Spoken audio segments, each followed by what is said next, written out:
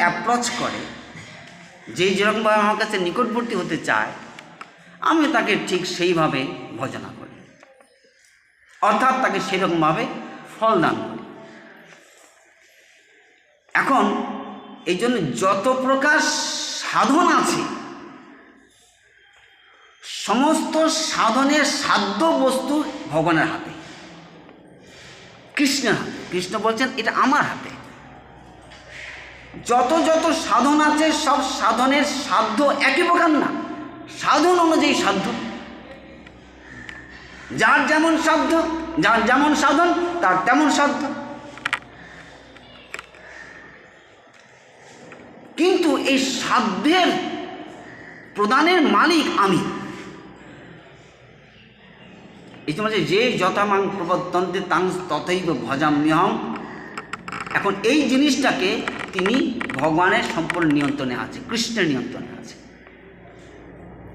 এই জিনিসটা তিনি বলছেন যে এরা যেভাবে আমাকে অ্যাপ্রোচ করে, যেভাবে আমার নিকটবর্তী হওয়ার চেষ্টা করে, তাতে ক্লেশ অধিকরতে চান, খুব ক্লেশ তাদের স্বীকার করতে হয়, খুব ক্লেশ স্বীকার করতে হয়। অব্যক্ত শক্ত যেতে চান, এই অব্যক্ত তত্ত্বে যারা আসক্ত চিত্ত, তাদের ক্লেশ হয় এবং তাদের গতিটা কী হয়? অব্যক্তই গতির দুঃখম। ভগবান বলছেন তাদের এই গতিটা, তাদের অব্যক্ত, এটা দুঃখদায়ক গতি। আচ্ছা, কেন দুঃখদায়ক বলছে? এখানে সাধারণভাবে অর্থটা হচ্ছে এইরকম: নির্বিশেষ ব্রহ্মে আসক্ত চিত্ত ব্যক্তিগণের সাধন ক্লেশ অধিকতর এবং সাধ্যরূপে যে নির্বিশেষ গতি লাভ হয়, তাহা নিত্য চিত্ত বিশিষ্ট জীবগণের পক্ষে দুঃখজনক। সাধারণভাবে এদের ব্রহ্মানন্দ লাভ করে, কিন্তু ব্রহ্মানন্দ লাভটা কৃষ্ণের বিচারে এটা দুঃখজনক। কারণ তাদের অনেক কিছু পেতে পারত,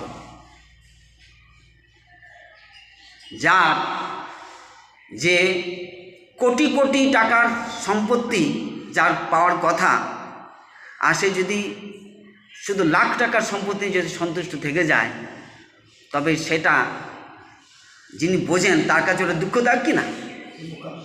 বোকামি। রাজার কাছে যিনি অনেক কিছু দেওয়ার জন্যে, যার তোমার সামর্থ্য আছে যে জিনিসটা পাওয়ার, তুমি সেই কথা জানলে না, বুঝলে না,